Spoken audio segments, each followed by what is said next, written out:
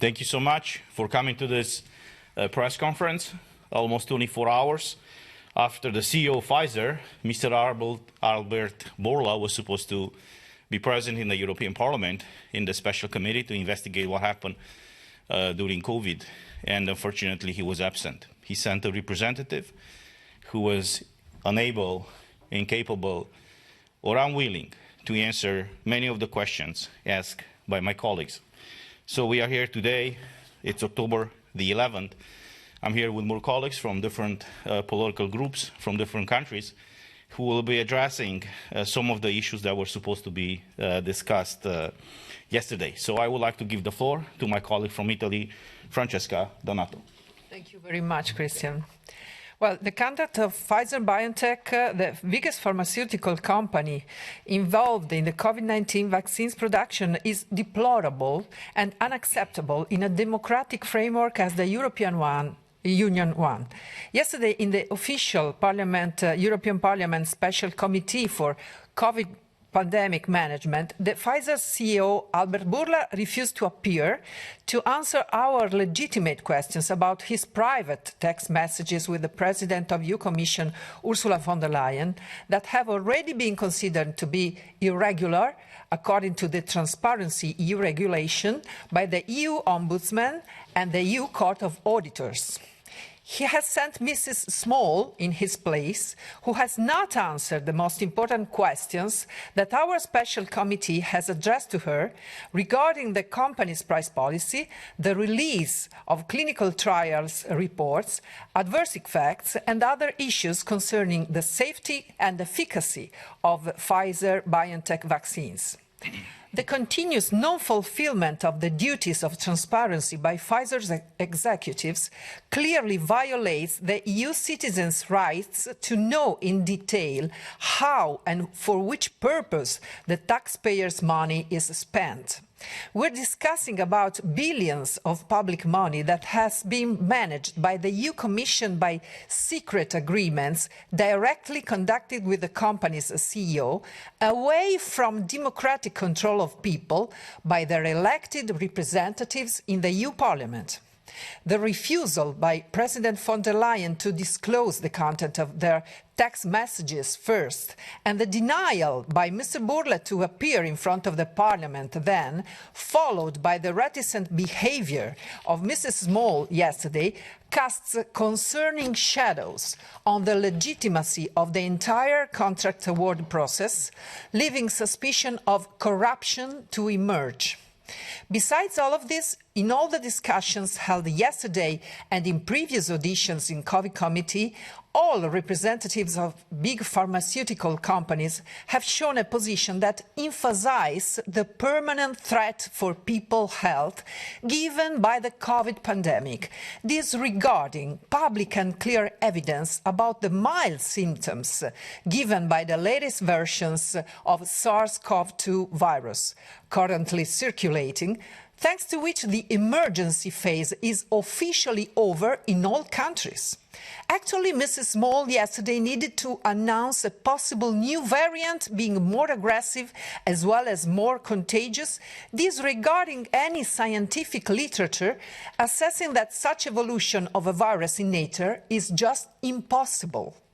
The misuse of communication, falsely cloaked in scientific truth, is just disgusting and misleading. Joined with this inexcusable lack of transparency, it has the only outcome of destroying any trace of trust in the whole scientific community by European people. I think that companies who behave this way should be banned by the lobbies allowed to enter the Parliament and the Commission, and that further investigation is needed by competent authorities to let the truth come to light and to secure the full right of the EU citizens to transparency and public interest-oriented EU policies. Thank you very much. Thank you so much. What has Pfizer got to hide? This is a question that we are all asking after we found out that the CEO of Pfizer, Albert Bourla, pulled out. The interesting thing is, a few weeks ago, the CEO of Moderna we were criticizing these pharma companies, for being or for lacking transparency. But at least the CEO of Moderna had the courage, I would say, to come and answer questions. Yeah, he did not answer all the questions that we asked, but at least he was present here and was faced with all these questions that all of my colleagues asked. So obviously, when we found out that the CEO of Pfizer decided not to come and answer questions, this is not an inquiry committee. So he was not bound by law to come, and, he was not on record, he was not facing any criminal punishments in case he's lying in front of this committee. But even in that case, he refused to come and answer some concrete and specific questions. Questions that I think all of us and all of you have. And the first question is, what exactly in these contracts? What are they hiding exactly? I mean, in the previous press conferences, I showed you some of the pages, from these contracts. This is how they were disclosed to us, and to the public, and to the press. Obviously, after some of us and some of the brave journalists asked, what are the contracts signed between the European Commission and these pharmaceutical companies? So this is how they disclose the contracts. Over 100 pages. Every contract with Pfizer, with Moderna, tens of pages of those contracts were blacked out.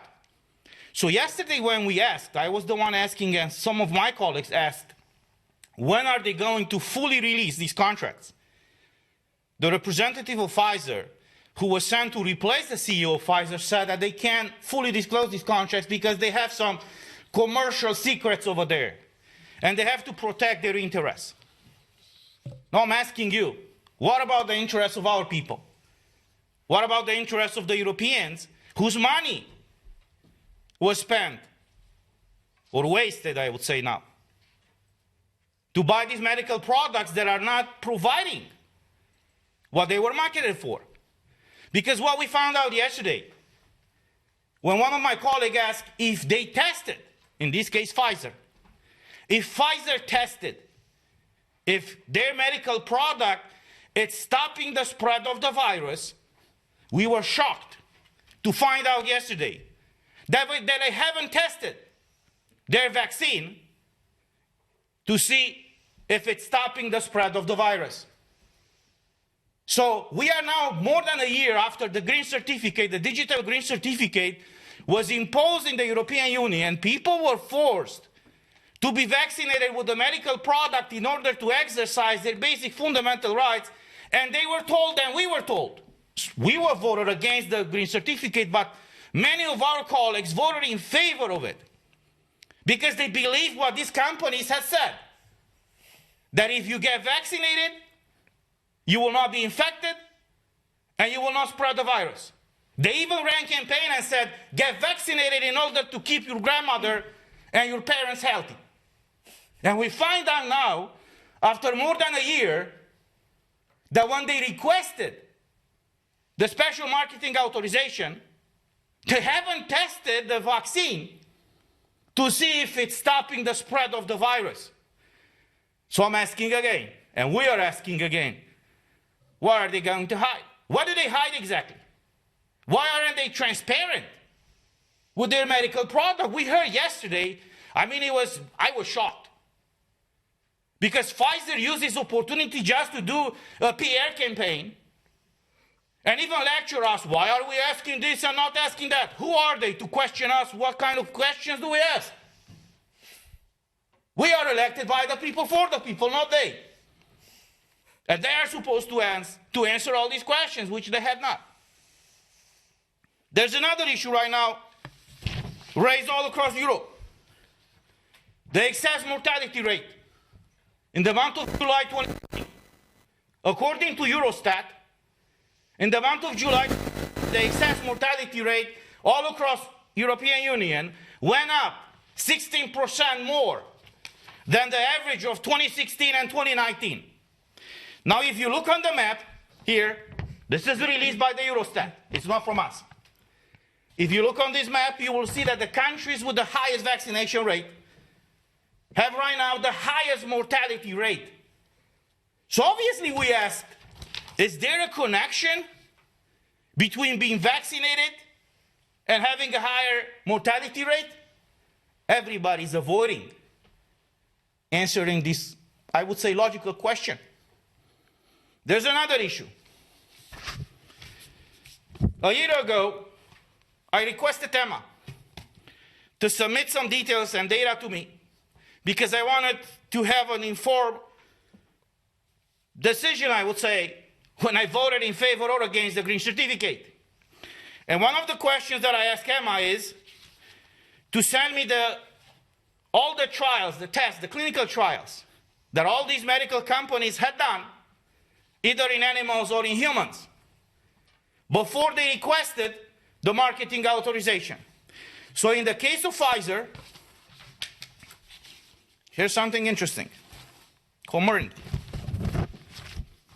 When they submitted the information and the clinical trials to Pfizer, here's all the tests that they submitted along with their request. They submitted a clinical trial that started in January 14th, 2020.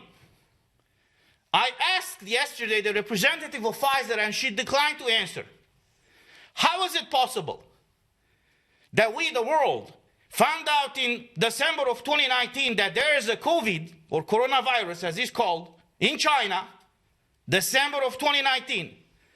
On January the 11th, the Chinese government released the DNA data, or a segment of it, to the public, and 3 days later, Pfizer already started the tests for this vaccine. How is that possible? She did not answer. In the case of Moderna, and I've asked the CEO of Moderna 2-3 weeks ago when he was here, they submitted trials since 2017. So I'm restating the question, how is it possible that when we found out in the fall of December, winter of 2019 about this virus, they submitted tests of their vaccines years before we found out about the virus? And I'm still asking that question now. How is that possible?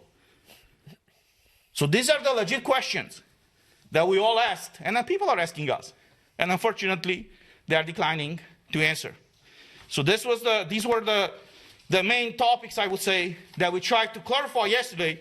And unfortunately, the Pfizer representative, as Moderna representative, declined to answer. We will keep pushing to clarify these facts, and nevertheless, to make sure that the European Commission is going to fully release the content of these contracts. Thank you. And I would like to give the floor now to my colleague Virginie Joron from France. Merci Christian. Mesdames et messieurs, d'abord, je partage l'analyse de mes collègues. Ils ont parfaitement résumé la journée d'hier, qui était une mascarade. Nous avons perdu 2 heures, puisque aucune des questions que nous avions posées, qui étaient très claires, que ce soit sur les contrats, les SMS, les prix, les effets secondaires, aucune des questions n'a été répondue. Et j'ai envie de dire, en fait, lors de ces auditions, il devrait prêter serment, puisque effectivement, c'est une audition officielle. Et je regrette que, effectivement, M. Bourla ne soit pas présenté à cette audition, puisqu'on sait tous que c'est le contrat d'achat le plus important qui a été négocié au sein de la Commission. Je rappelle, c'est 2,4 milliards de doses pour au moins 36 milliards d'euros. Donc, avec tous ces faits, j'ai interrogé un cabinet d'avocats en France pour savoir ce que nous pouvions faire. Puisque manifestement, grâce à ce rapport de la Cour des comptes de l'Union européenne qui vient d'être publié, nous avons 35 pages de critiques, de demandes, de manque de transparence. Et la page 33 est très claire, où ils indiquent que des négociations préliminaires ont été faites par Madame van der Leyen et qu'à ce titre, elle a manqué de professionnalisme.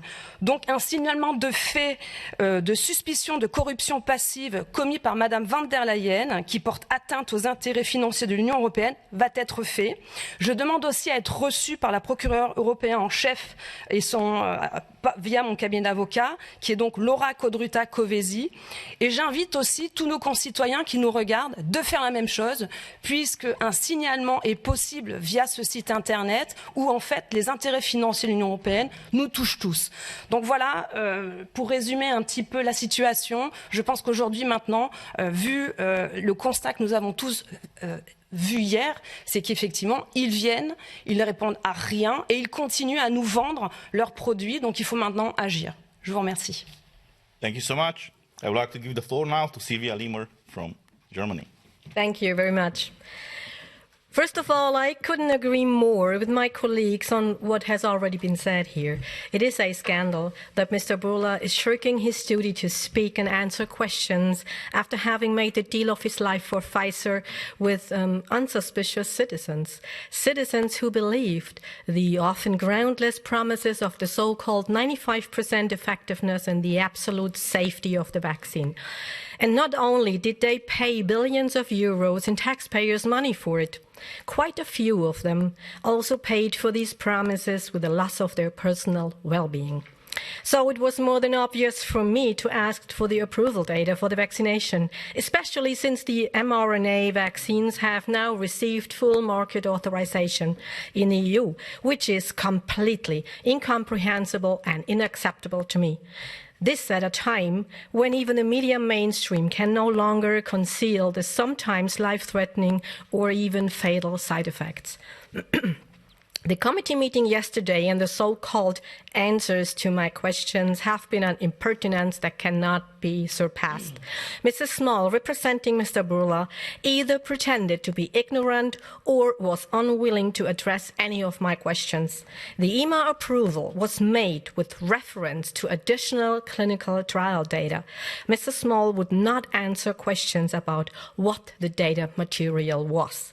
A mandatory study on safety for pregnant women was quietly discontinued by Pfizer. Preliminary data from V-Safe, a program of the US authority CDC, seems to show a devastating rate of spontaneous abortions in pregnant women. Mrs. Small declined to comment. But an unnamed Pfizer official in the room responded that corona could cause complications in pregnant women.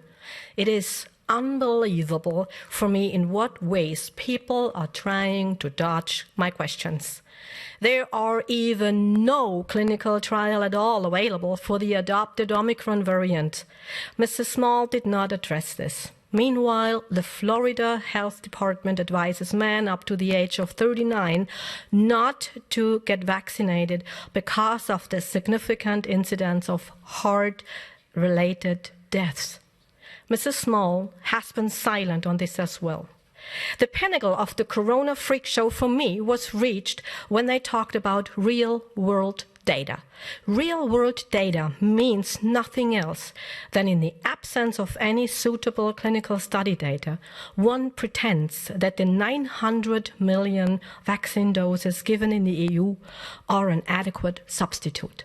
They are not. What's more, unsuspecting citizens who believed the promises of supposedly effective and safe vaccines were degraded to guinea pigs. And yes, this disinformation campaign must be addressed, but in a very different way from what an EU Commission imagines. Thank you. Thank you so much. I would like to give the floor now to my colleague Ivan Sinčić from Croatia. Thank you very much. So basically yesterday there was another session of COVID committee. Just like most of the sessions before, we couldn't get much answers. We had really good questions, but the other side, in this session, the representative of Pfizer and others couldn't provide us with any real answers. They were mostly doing their positive PR campaign. You know, they're using the committee to promote their products that are going to come, the next products, the next generation of products for Omicron now and things like that. So it is a major disgrace that the CEO of Pfizer, Mr. Albert Bourla, failed to present himself before our committee, and it is even bigger disgrace that he has no real intention of appearing ever. Apparently, he only cares about the citizens' money and not about transparency, and basically answering some questions about his products and the conducting of his company, so and so. So I will suggest to the Secretariat that invites our guests, the ones that we speak with, that he should be invited using a text message and not an email next time. Perhaps he will appear in that way. I come from Croatia, as my colleague Mr. Terhes said, and in Croatia we know how Pfizer does things. I will remind you of a huge scandal exactly 10 years ago when Pfizer was penalized for bribing Croatian doctors responsible for registration of medicines and for bribing doctors in Bioethics Commission in Croatia who were evaluating clinical trials. And in the end, Pfizer had to pay $60 million just for that. And of course, if we look at the company history, we will see a lot of lawsuits and a lot of fines being paid. For example, a few years before this case in Croatia, which was not limited just to Croatia, it was also in Bulgaria and some other countries. A few years before that, Pfizer had to pay $2.3 billion for false advertising. So when you have a company like that, using text messages to communicate with the head of the commission, then a concerned citizen must ask himself or herself, what is happening here? Is this a conflict of interest? Of course it is. And the conflict of interest is the first step towards corruption. So basically, we were discussing this text messages scandal some time ago, and we called upon President of the Commission, Ursula von der Leyen, to resign. And I will repeat my demand for her to resign, because this cannot be accepted in a democratic society.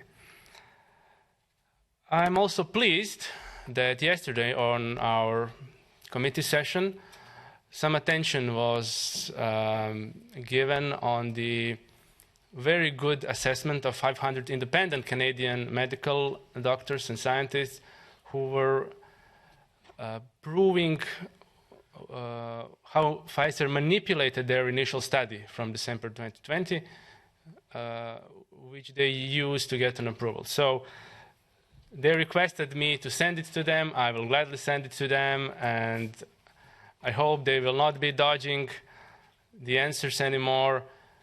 After all of this is over, I am not sure Pfizer will be the biggest company, pharmaceutical company, but it will certainly remain a champion in escaping from answers to the public. Thank you. Thank you so much. And last but not least, my colleague, Christine Anderson from Germany. Yes, hello. Good morning from me too. So, yesterday's session of COVID committee showed yet again that EU Parliament is nothing but a gigantic show of democracy illusion to fool the peoples of Europe into thinking their interests were represented in Parliament. It is not, though. Not only do the invited panelists, such as representatives of pharmaceutical companies or ministers of health from the member states, not answer any of our questions. No, they continue to spread disinformation about the safety and efficacy of mRNA injections. They continue to lie about and downplay, outright deny the harmful effects of these injections. They continue to deny the people access to the contracts, and they continue to let Ursula von der Leyen get away with not disclosing the texts exchanged between her and Pfizer CEO, Mr. Bourla. In short, they continue to demonstrate their utter contempt for the peoples of EU. The chair of COVID committee, Ms. Kathleen van Bremt, Social Democrat in Belgium, does not run this committee to serve the people. She runs this committee to protect the interests of pharmaceutical companies, EU Commission, and governments of EU at the expense of the people. Yesterday, Mrs. van Bremt refused to put a point of order to a vote. This is a gross violation of the rules of procedure and demonstrates her disregard for democracy and the rights of the people. You might want to drop her a couple of lines to let her know that you will not tolerate your rights being violated by her or anyone else for that matter. I had raised this point of order to declare COVID committee incompetent to serve the best interest of the people and to expose their scheme for lack of authority to compel anyone to appear in front of committee and to answer any questions, thus opening a way to have a formal committee of inquiry set up. A formal committee of inquiry would give the people the means to get to the bottom of things and would put an end to their plot of stripping the people of freedom, democracy, and the rule of law. All of us here today, and many more, there is more MEPs by now, we will continue to fight for a committee of inquiry. But we need you to join us in this fight. We need your help to do it. So here's what you can do. Write to your MEPs, call their offices, and keep doing it. I mean, do it over and over and over again, literally clocking their phone lines. Get on their nerves. Demand a committee of inquiry. And keep doing it for as long as it takes. Do not stop until your demands are met. It is your right. Let them know that in a democracy, it is in fact you, the people, that are running the show. And if they fail to respect that, then let them know you will replace them. So please take charge, get involved. Don't let these anti-democrats get away with stripping you of your freedom, democracy, and the rule of law. Thank you. Thank you so much, Kristen. If there are any questions online? No? Thank you so much. Have a great day.